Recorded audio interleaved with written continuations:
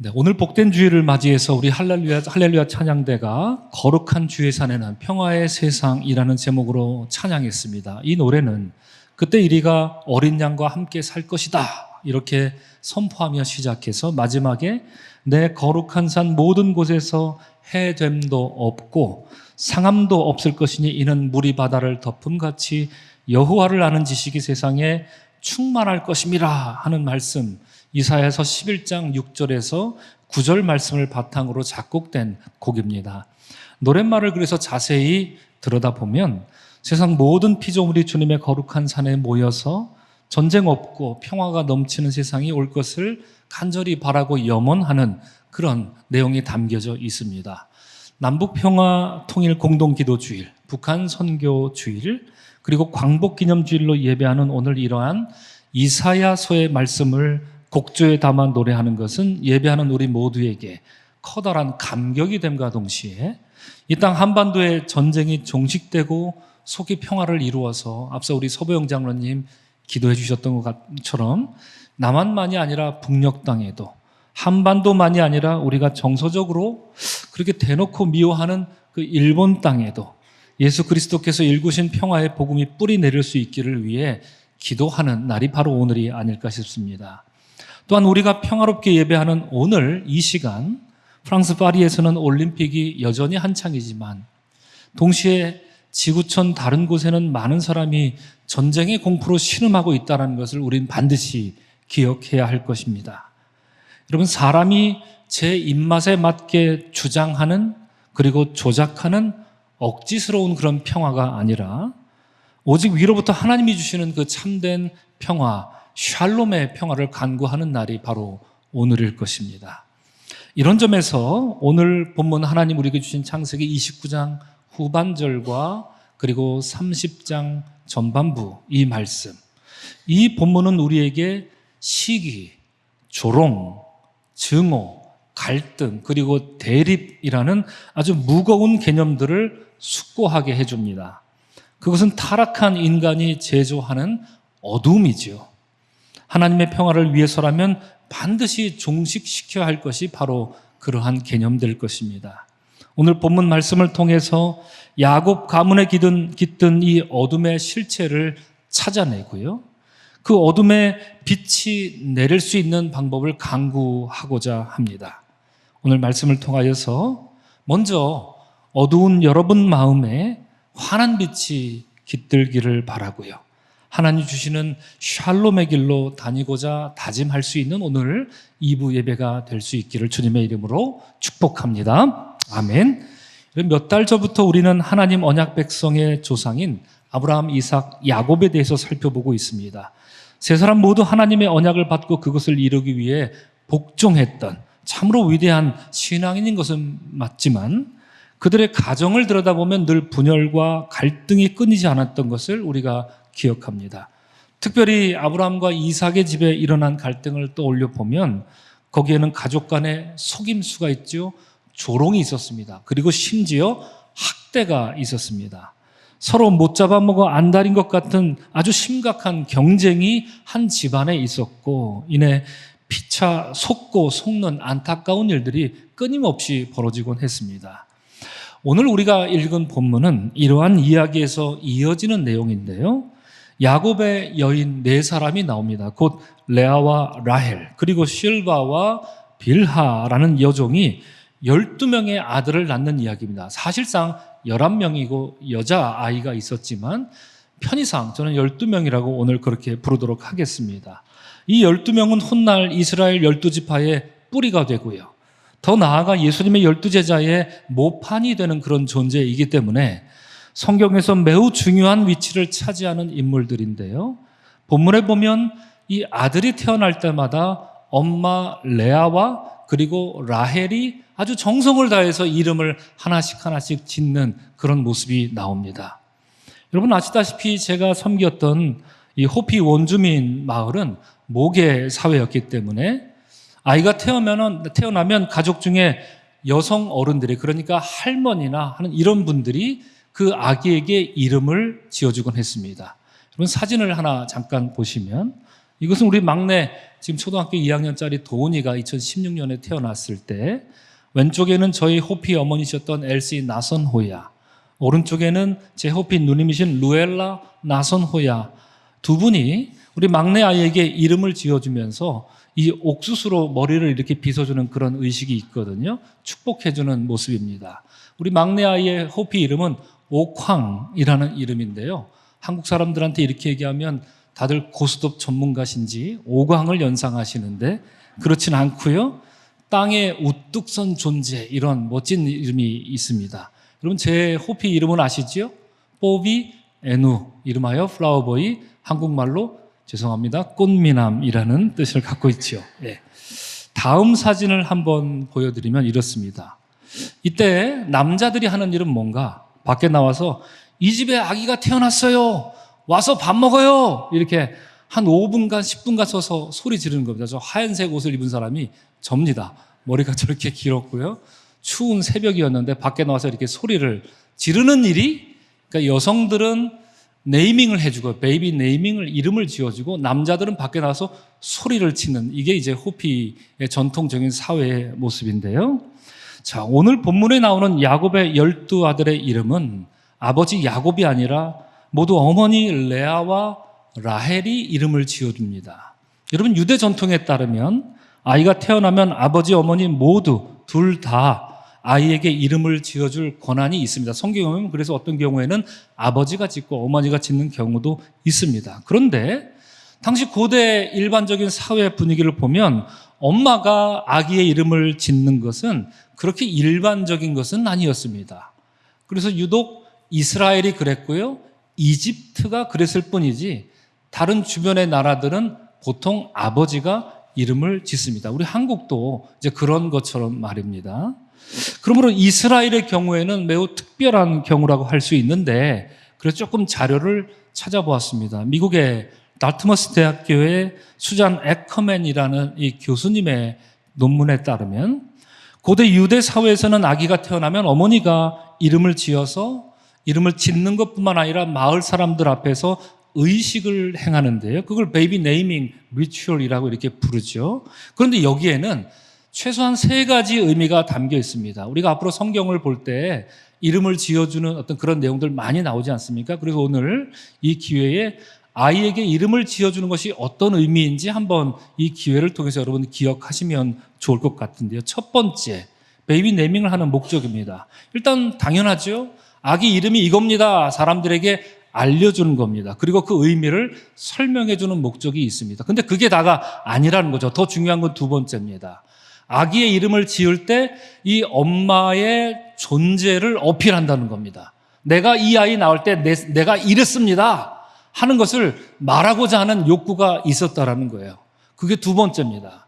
그리고 세 번째로는 여기서 끝나는 게 아니라 내가 이 아이를 낳을 때 나와 하나님과의 관계성은 이랬습니다. 그러니까 religious sensibility라고 썼지만 하나님을 향한 나의 이 종교심은 이런 겁니다. 이 3가지를 베이비 네이밍 할 때 알려주는 아주 그런 기회로 삼았다라고 하는 것이죠.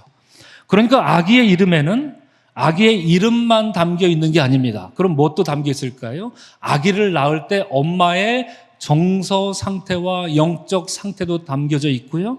그리고 하나님을 향한 그 엄마의 신앙도 함께 그 이름에 담는다라는 뜻이죠. 자, 예를 들어보면 오늘 본문에 나오는 레아는 첫째 아들을 낳고 그 이름을 루벤이라고 지었습니다. 이에 대해서 성경은 레아가 임신하여 아들을 낳고 그 이름을 루벤이라 하여 이르되 여호와께서 나의 괴로움을 돌보셨으니 이제는 내 남편이 나를 사랑하리로다 하였더라, 이렇게 말합니다. 무슨 뜻입니까? 레아가 루벤을 낳을 때 그녀의 삶이 어땠다는 거죠? 지금까지 어땠다는 거죠? 매우 서럽고 매우 나는 외로웠습니다. 이걸 사람들 앞에 이야기해 준다라는 것이죠. 이로써 르우벤 이름은 남편 야곱이 자신을 거들떠보지 않았던 괴로운 정서가 고스란히 담겨 있었던 것입니다. 그런 상태에 있던 레아에게 하나님이 아기를 주셨으니 와, 이것은 하나님이 나의 괴로움을 돌보는 이름이다, 이렇게 사람들 앞에 의식을 통해서 말하고 있는 것입니다. 이것이 아기에게 이름을 지어주는 유대적인 의식 행위인 것입니다. 자, 이런 이해를 가지고 오늘 본문을 살펴보면 본문이 시작되는 29장 31절은 여호와께서 레아가 사랑받지 못함을 보시고 그의 태를 여섰으니 라헬은 자녀가 없었더라, 이렇게 시작합니다. 여기서 레아가 사랑받지 못했다라는 것은 지난 새벽 때도 제가 말씀드렸지만 의역한 거고요. 원문을 그대로 옮기면 옆에 괄호에 써 있는 것처럼 레아가 미움을 받았다는 겁니다. 누구로부터요? 남편 야곱으로부터. 그리고 레아가 적대시 당했다, 적으로 여겨졌다. 누구로부터요? 안타깝게도 남편 야곱에게 적으로 여겨졌다라고 하는 표현입니다. 그걸 좀 의역하여서 사랑받지 못했다 이렇게 예쁘장하게 포장했지만 실상은 더 안타까운 상황이었다는 거죠.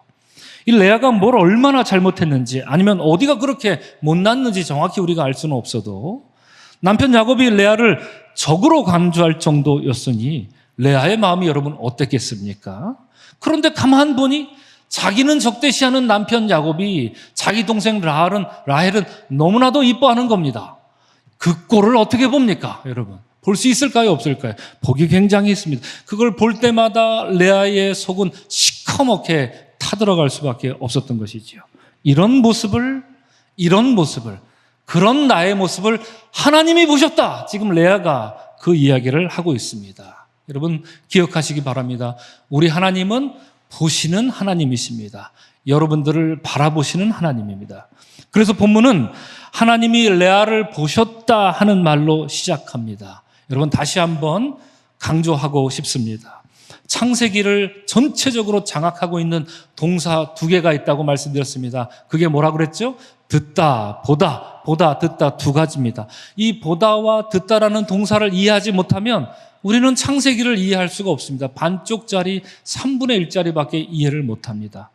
하나님이, 창세기에서 하나님이 무엇을 보시고 무엇을 듣는가, 우린 거기에 포커스를 맞춰야 되고요. 그러면 사람은, 인간은 뭘 보고 있는가, 뭘 듣고 있는가, 여기에 또한 포커스를 맞출 필요가 있습니다. 창세기를 읽을 때 이 동사가 나오면 정신 바짝 차리고 읽어야 하는 이유가 거기 있는데요. 그래서 제가 이런 문장을 한번 만들어 봅니다. 하나님이 보고 들으실 때는 역사가 일어납니다. 창세기에서 말입니다. 하나님이 뭘 보셨다, 들었다 하면 하나님은 반드시 그 일을 해결해 주십니다. 그러나 인간이 보고 있을 때는 늘 언제나 불평과 불화만 일어납니다. 창세기는 우리에게 그걸 말하고 있습니다. 여러분에게 나눠드린 그 표를 참고하시면서 오늘 예배당에 들어오실 때 나눠드린 표 다 받으셨죠? 이 표를 참고하시면서 야곱의 12아들의 이름을 우리가 한번 살펴볼 텐데요. 레아가 낳은 아들들의 이름을 보면 르우벤, 시므온, 레위, 유다. 뜻을 간단히 보면 아들을 주셨다, 하나님이 들으신다, 연합하리라, 여호와를 찬송하라. 이름마다 뜻이 아주 감동적입니다.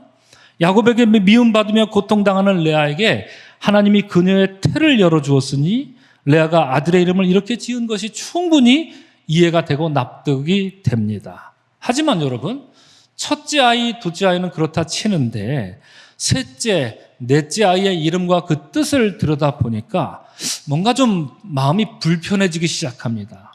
레아는 이 아이들의 이름으로, 왜냐하면 라헬을 지금 공격하고 있기 때문입니다. 왜 그럴까요? 레아는 셋째 아들을 레위라고 지었고요. 이름이 어떤 뜻입니까? 이제부터는 내 남편이 나와 연합하리라, 이런 뜻을 줬습니다. 레아는 동생 라헬에게 열등감을 느끼고 있었습니다. 그런데 이제 야곱의 아이를 낳고는 이제부터 야곱은 내 남편이야, 야곱과 함께 살 사람은 나라고, 바로 나라고, 라헬 네가 아니라고, 이렇게 라헬 들으라고 이런 식으로 이름을 지었다는 것 아닙니까? 여러분 한번 상상해 보시기 바랍니다. 집안에서 이 셋째 아들 레위가 아장아장 걷고 있어요. 그럴 때 레아가 그 레위를 보면서 레위야 이리 와, 레위야 이리 와. 그럼 그게 무슨 뜻입니까? 야곱은 내 남편, 야곱은 내 남편, 야곱은 라헬 네 남편 아니지, 야곱은 내 남편이지, 이러면서 아이의 이름을 부르는 것 아니겠습니까? 그걸 듣는 라헬의 심정은 어떻습니까? 듣자마자 얼굴이 흑빛이 되어버릴 겁니다. 불임의 고통을 받던 라헬은 그 레위라는 이름을 듣는 것만으로도 모멸감을 느낄 수 있었던 것이죠. 이처럼 아들의 이름을 레위라고 지은 그 레아의 목적은 라헬의 약점을 잡아 그걸 후벼 파는 게 첫째 목적이죠. 그리고 그녀에게 고통을 주려 했던 것입니다. 오늘날도 마찬가지 아니겠습니까?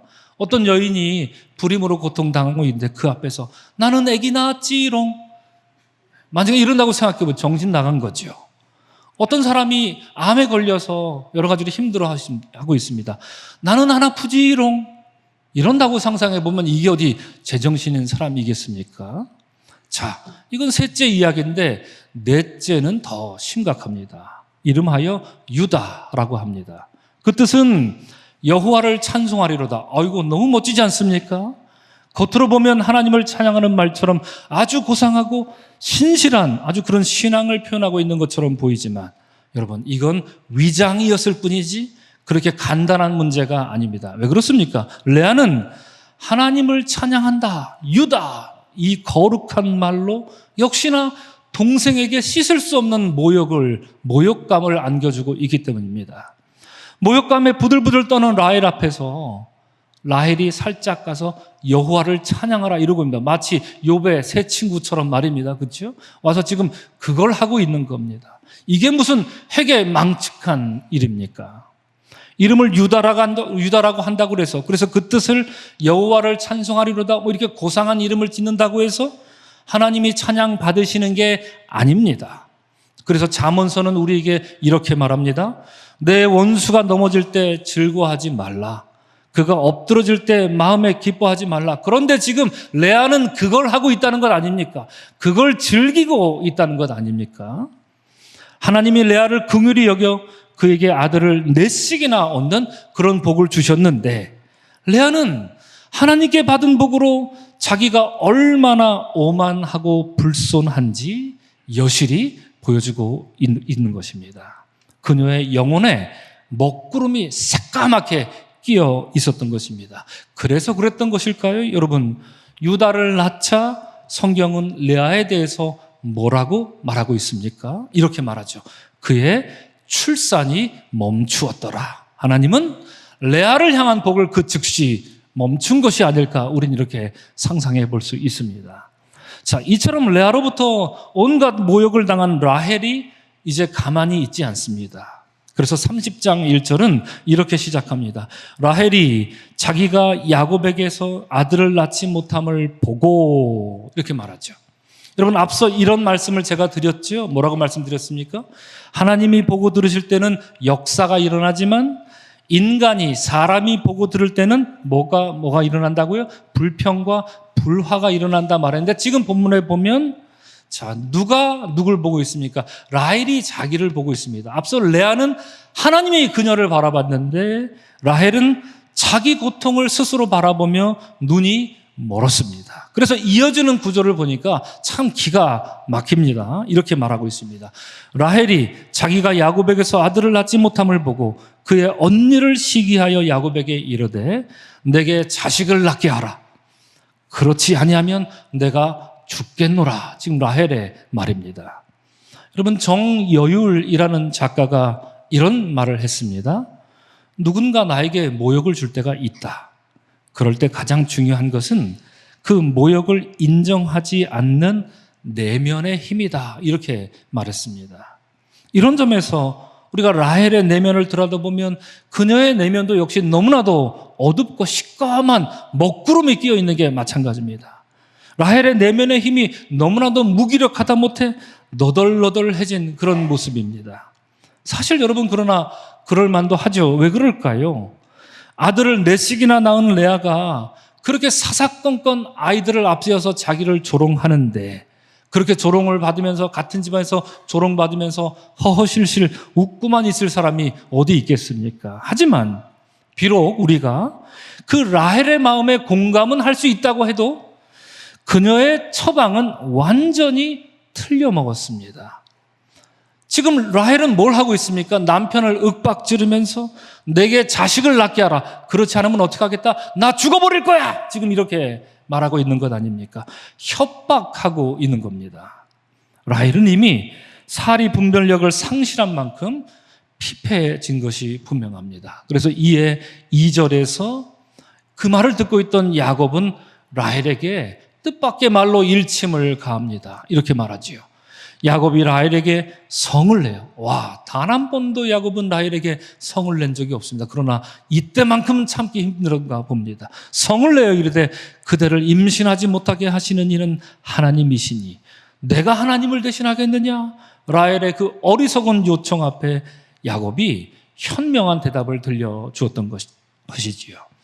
여러분, 생명을 잉태하는 것은 하나님의 뜻이지 인간이 억지로 할 수 있는 일이 아니다, 이렇게 야곱이 못 박아서 말하고 있습니다. 하지만 이 정도 얘기했으면 알아들을 법도 한데 라헬의 히스테리와 시기심은 여러분 제어가 되기는커녕 오히려 더욱 가속화되는 모습을 우리가 보게 됩니다. 그래서 라헬이 선택한 게 무엇입니까? 3절 말씀을 보면 라헬은 내 여종 빌하에게로 들어가라 명령합니다. 야곱에게 말이죠.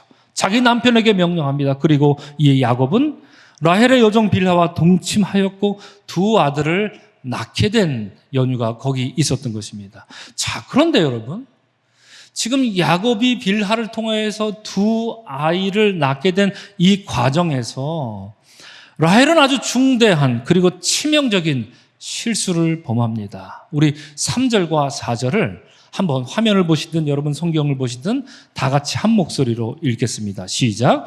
라헬이 이르되 내 여종 빌하에게로 들어가라. 그가 아들을 낳아 내 무릎에 두리니 그러면 나도 그로 말미암아 자식을 얻겠노라 하고 그의 시녀 빌하를 남편에게 아내로 주매 야곱이 그에게로 들어갔더니 이렇게 말합니다. 자, 3절과 4절 첫 번째는 빌하를 뭐라고 부르죠? 여종 아마 이렇게 부릅니다. 두 번째는 빌하를 뭐라고 부릅니까? 시녀 슈프하 이렇게 부릅니다. 여러분, 이 히브리 말까지 여러분들이 기억하실 필요는 없으나 이건 너무나도 중요한 포인트라 여러분 말씀을 안 드릴 수가 없습니다. 여러분, 히브리어로 여종을 나타내는 단어가 두 개가 있습니다. 하나는 화면에 나온 것처럼 슈프하라는 말이고요. 기억은 안 하셔도 좋습니다. 다른 하나는 아마라는 말입니다. 3절에서 아마, 4절에서 슈프하. 자, 종도 종 나름이지요. 들에 나가서 아주 고되게 힘들게 노동하면서 제대로 먹을 것도 먹지 못하고 때로는 학대까지 받으면서 그렇게 일하는 종과 노예가 있는 반면에 집안에 들어와서 살림살이를 도맡아서 가족은 아니지만 마치 가족처럼 함께 지내는 그런 종도 있기 나름이겠죠. 그죠? 자, 그래서 전자, 슈프하는 어떤 종이냐? 허드렛 일하고 굉장히 심한 일하고 학대도 받을 수 있는 그런 종을 뭐라고 부르느냐? 바로 슈프하라고 부르는데 이들은 어떤 사람이었냐면 바로 이방인 출신의 노예들이 그러했습니다. 반면에 집안에서 가족처럼 지내는 여종은 유대인 노예였고요. 그들은 아마라고 불렀던 것입니다. 이미지를 제가 한번 구해봤는데 찾기 좀 어려웠습니다. 그림을 보시면 여러분 왼편 여종은 바깥에서 지금 농사를 짓고 있습니다. 그리고 오른편 종은 지금 뭘 합니까? 주인은 의자에 앉아 있는데 뭐 포도주를 따라주는지 물을 따라주는지 이렇게 시중을 들고 있습니다. 만약에 여러분들이 노예라고 한다면 여러분 어느 쪽 노예를 하시겠습니까? 왼쪽 할 겁니까? 오른쪽 할 겁니까? 우리 다 오른쪽으로 가려고 하겠죠. 그죠? 오른쪽이 아마, 왼쪽이 슈프하 이렇게 구분할 수 있습니다. 자, 지금까지 여러분 창세기 지금까지 우리가 읽어왔는데 이렇게 본 적이 있습니까? 창세기에 그런 얘기가 있습니다. 누구였습니까? 여종 누가 나왔죠? 하갈이 나왔었습니다. 처음에 성경은 하갈을 이방인 여종을 뜻하는 슈프하라고 소개합니다. 왜 그렇습니까? 하갈은 애굽 여인이었기 때문에 이방인 노예가 맞습니다. 자, 그런데 놀랍게도 나중에 성경은 하갈을 아마라고 지칭합니다. 하갈의 노예로서의 신분이 달라진 건 아니지만 분명 대우는 달라졌던 겁니다. 오랜 시간 하갈은 아브라함과 사라와 함께 살면서 미우나 고우나 가족 아닌 가족이 되었기 때문에 그 가족들은 하갈을 부를 때 슈프하라고 부르지 않고 아마라고 이렇게 상승해서 높여주면서 그를 불렀던 것 아니겠습니까? 자, 그런데 여러분 오늘 본문에 보면 그 역전 현상이 일어납니다. 반대로 일어납니다. 처음에 라헬은 빌하를 아마 3절에서 아마라고 불렀더니 나중에는 슈프하 이렇게 천대하면서 그녀를 부릅니다. 그동안 아마로서 그 집에서 성실하게 섬겼던 여종을 이제 슈프아라고 부르면서 이방인 노예 취급하는 것 아닙니까? 여러분, 어느 시인이 이런 말을 했습니다. 슬픔은 때때로 눈물이 아니라 칼이 된다, 이렇게 말했듯이 라헬은 자신의 슬픔과 자신의 고통과 그 자신의 억울함을 달래기 위해서 지금껏 자기에게 충성되게 순종해왔던 여종에게 칼을 겨루며 그녀를 천대하는 어처구니 없는 일이 벌어집니다. 여러분, 이런 모습을 하나님이 기쁘게 보실 리가 없을 것입니다. 자, 이런 과정으로 여종 빌하가 낳은 야곱의 그 다섯째 아이의 이름이 뭡니까? 바로 단이라는 아이입니다. 우리 6절 말씀을 보시고 다 같이 한번 함께 읽겠습니다. 시작. 라헬이 이르되 하나님이 내 억울함을 푸시려고 내 호소를 들으사 내게 아들을 주셨다 하고 이로 말미암아 그의 이름을 단이라 하였으며, 이렇게 말합니다. 여러분, 안타깝지만 지금 라헬이 말하고 있는데 라헬의 이 말은 사실이 아닙니다. 하나님은 라헬의 억울함을 푸시려고 아들을 주신 적이 없습니다.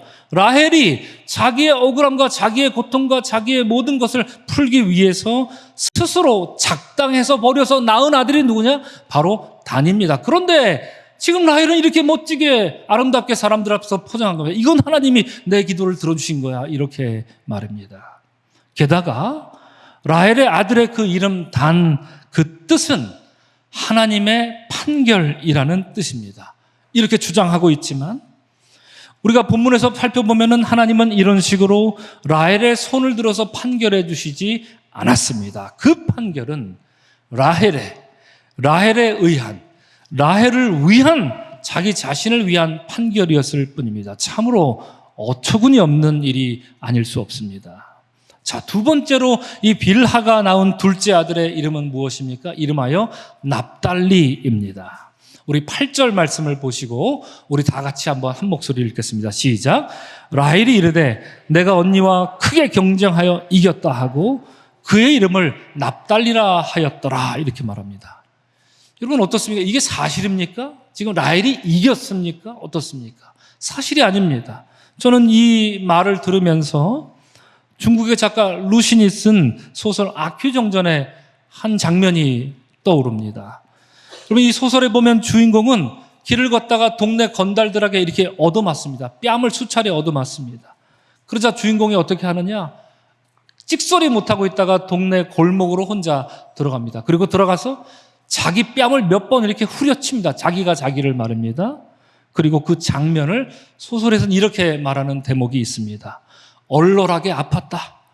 때리고 나서 마음을 가라앉히자 자기가 자기를 때렸는데 때리고 나서 조금 지나다 보니까 자기가 남을 때린 것 같아서 만족스러웠다는 겁니다. 이 아큐정전의 주인공이 말입니다.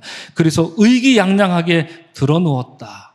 그는 금세 패배를 승리로 바꿔놓았다. 이걸 뭐라 그러죠, 여러분? 우리 한국 사람들이 줄여 쓰는 말입니다. 정신승리하고 자빠졌네, 이런 말 쓰지 않습니까? 정신승리가 바로 이 아큐정전에서 나온 말입니다. 그 주인공이 바로 여기 있습니다. 오늘 본문의 라헬이야말로 인류 최초의, 성경이 말하는 최초의 정신승리자가 아닐까요? 라헬의 히스테리는 이 지경까지 이른 것입니다. 혼자 경쟁하더니 혼자 이겼다고 하면서 거기에 이름을 부여하여 이름을 납달리, 이렇게 이름까지 붙입니다. 그녀가 집에서 여러분 납달리야, 납달리야, 이리 와라, 이렇게 부르는 장면을 한번 상상해 보시기 바랍니다. 내가 이겼어, 내가 이겼어, 내가 이겼어. 납달리야, 납달리야, 납달리야, 내가 이겼지, 내가 언니랑 싸워서 이겼지. 이렇게 말하는 장면 상상해 보시기 바랍니다. 가만히 우리가 지켜본다고 하면 조금 안 됐다가서 시간이 지날수록 왠지 섬뜩한 그런 기분까지도 들지 않을까 싶습니다. 자, 이처럼 라헬이 자신의 여종을 통해 아들을 낳고 의기양양한 모습을 보자 오늘 본문 마지막 절 9절에서 레아도 가만히 있지 않습니다. 여러분, 우리 9절 말씀을 우리 다 같이 한 목소리로 읽겠습니다. 시작. 레아가 자기의 출산이 멈춤을 보고 그의 시녀 실바를 데려다가 야곱에게 주어 아내로 삼게 하였더라. 이게 누가 했던 일이죠? 라헬이 했던 일입니다. 그죠? 라헬이 했던 일을 지금 누구도 합니까? 레아도 한다는 얘기입니다. 자, 여러분 앞서 우리가 봤듯이 레아가 아이 넷을 낳자 하나님은 출산을 멈추게 하셨습니다. 그것은 하나님이 행하신 일종의 심판이었습니다. 내 너에게 이제 더 이상 씨를 주지 않겠다 하신 하나님의 뜻이 있었을 겁니다. 그런데 레아는 라헬이 여종을 통해 아이를 낳고 이것 봐라. 다른 여종을 통해 아이를 낳고 그 아이를 뺏어오기만 하면 되네? 그럼 내 아들이 되네? 그러면 쪽수가 많아지네? 이걸 본 거죠. 그러니까 자기도 그렇게 하려고 자기 여종이었던 실바를 통해서 아이를 낳고자 합니다. 여러분 그래서 표를 한번 잠깐 보시면 레아도 라헬처럼 딱 2명의 아들을 더 낳고 그들의 이름을 각각 오 행운이로다 그리고 오 기쁘도다 이렇게 이름을 짓습니다. 여러분 이 레아의 기쁨이 참된 기쁨일까요? 어떤 기쁨입니까? 이걸 참된 행복이요 기쁨이라 말할 수 있겠습니까? 그럴 수 없습니다.